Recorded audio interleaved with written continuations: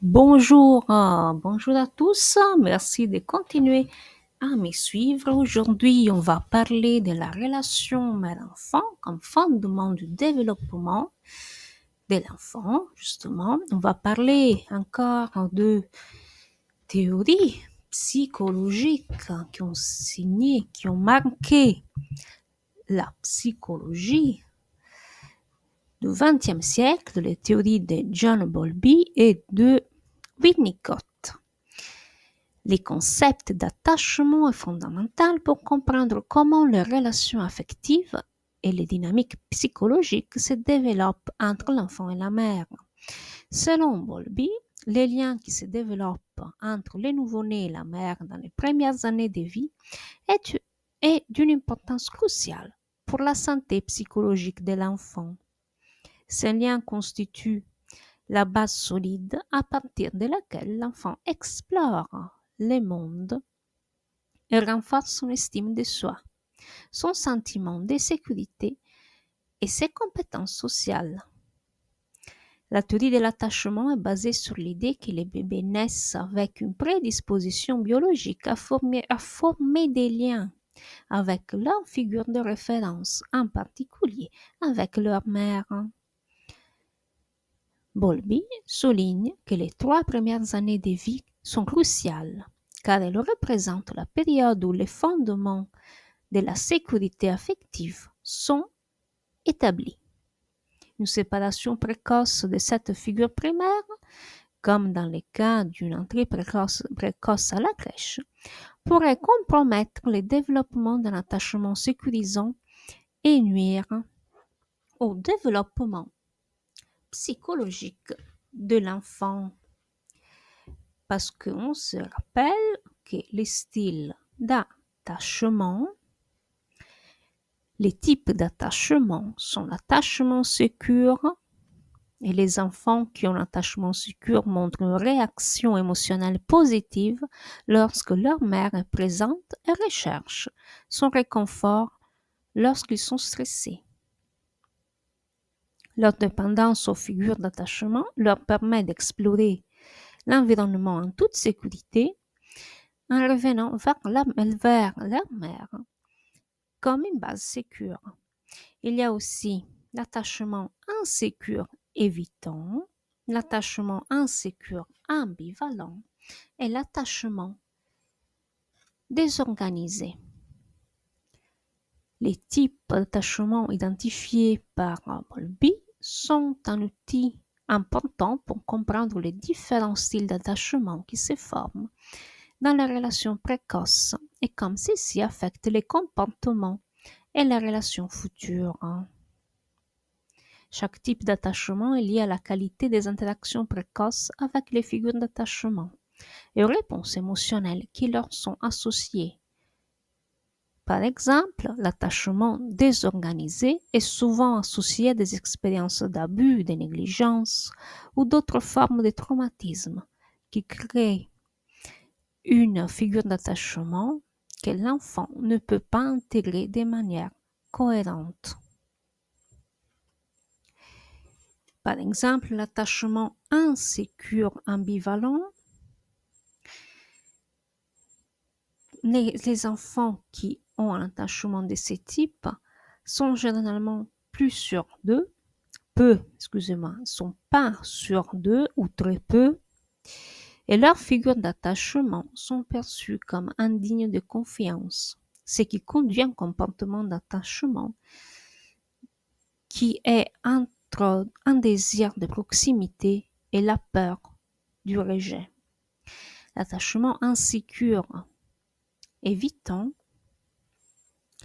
est souvent le résultat des figures d'attachement qui ne sont pas émotionnellement disponibles ou disponibles en cas de besoin, ce qui amène l'enfant à développer une stratégie d'autorégulation pour éviter la douleur émotionnelle. Donc, selon Bowlby, la relation mère-enfant est l'un des aspects les plus cruciaux pour le développement psychologique. La mère agit comme une figure de base sécure un rôle qui influencera durablement la manière dont la régulation émotionnelle et le développement des relations interpersonnelles sont développés. Il n'y a pas seulement Bowlby, il y a aussi Donald Winnicott qui a apporté une contribution fondamentale à la compréhension des relations affectives précoces, en mettant l'accent sur le rôle de la mère ou figure maternelle primaire dans le développement psychologique initial de l'enfant. Sa théorie met l'accent sur l'importance d'un environnement facilitateur qui permet à l'enfant de se développer de manière saine et sécure. Selon Winnicott, la mère joue un rôle crucial dans la création d'un environnement qui permet à l'enfant de faire l'expérience du jeu et de la réalité, qui sont fondamentaux pour la construction de l'identité.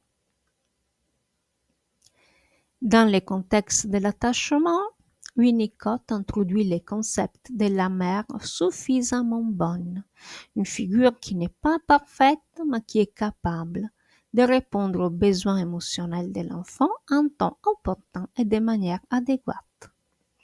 Cette capacité de contact affectif et de réponse aux besoins de l'enfant est essentielle au développement d'une base sécure qui représente les fondements de l'attachement sécurisant. La mère qui sait interpréter les signaux de son enfant et qui accueille sans contrainte favorise la formation d'un soi solide et équilibré.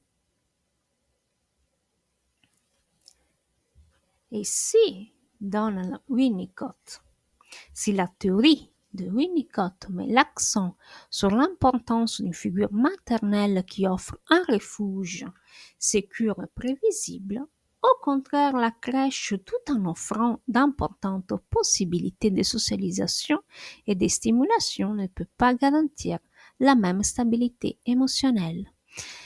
Les enfants qui passent trop de temps dans des contextes collectifs et non personnalisés dès les plus jeunes âges, surtout quand ils sont petits, entre 0 et 3 ans, mais surtout quand ils ont vraiment quelques mois, parce qu'en crèche, on n'a que les enfants qui ont à peine 2 mois, peuvent développer des insécurités d'attachement manifestant une plus grande anxiété de séparation et difficulté à réguler les émotions.